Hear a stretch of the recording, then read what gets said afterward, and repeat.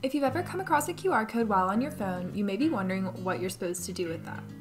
So in this video, I'm going to show you how you can take a QR code and scan it while on your mobile device without having to use a second mobile device.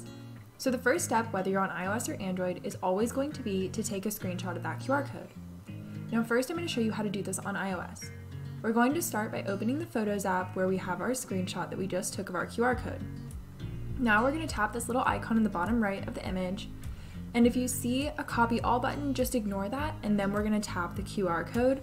So then we can tap to either open it in Safari, or if there's an app available, you can also open it there, copy it, or anything else.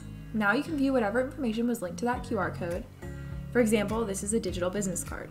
Now let's look at it on Android. Not every Android device works the same, but most will allow you to open your Photos app, select the QR code that you took a screenshot of, and then tap Google Lens. Now once you've made sure that the entire QR code is selected, you'll see a link pop up, and you can tap the website to open that QR code.